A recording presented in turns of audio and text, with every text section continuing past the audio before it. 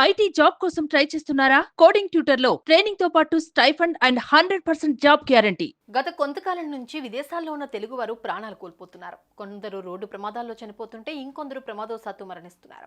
తాజాగా తెలంగాణకు చెందిన మరో యువకుడు జీపీఎస్ ను నమ్ముకుని సౌదీ ఎడారిలో తప్పిపోయి మృతి చెందాడు. కుమారుడి మరణ వార్త తెలుసుకుని మృతుడి కుటుంబ సభ్యులు కన్నీరు మున్నీరుగా వెలిపిస్తున్నారు.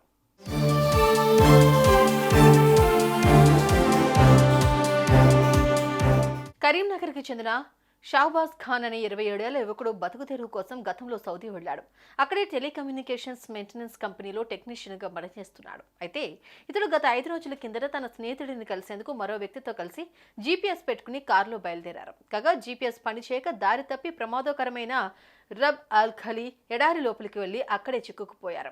అదే సమయానికి ఫోన్లు ఛార్జింగ్ కూడా లేకపోవడంతో పాటు కారులో ఇంధనం కూడా అయిపోయింది. దీంతో వారికి ఏం చేయాలో అర్థం కాలేదు. అలా 4 రోజుల పాటు ఈ ఇద్దరు యువకులు దిక్కుతోచని స్థితిలో ఎడారిలోనే ఉండిపోయారు. మండుతున్న ఎండల్లో ఆ ఎడారిలో డిహైడ్రేషన్కు గురై షాబాజ్ ఖాన్ తో పాటు అతని వెంట వెళ్లిన మరో వ్యక్తి కూడా ఎడారిలో ప్రాణాలు కోల్పోయారు.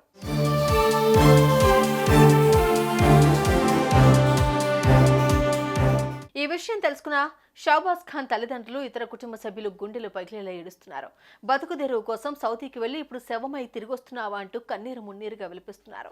షాబాజ్ ఖాన్ మరణంతో అతడి స్వగ్రామంలో విషాద ఛాయలు అలుముకున్నాయి. ఇక అధికారులు షాబాజ్ ఖాన్ మృతదేహాన్ని ఇండియాకు తీసుకొచ్చేందుకు ఏర్పాట్లు చేస్తున్నట్లుగా తెలుస్తోంది. ఇదే వార్త ఇప్పుడు స్థానికంగా తీవ్ర విషాదంగా మారింది.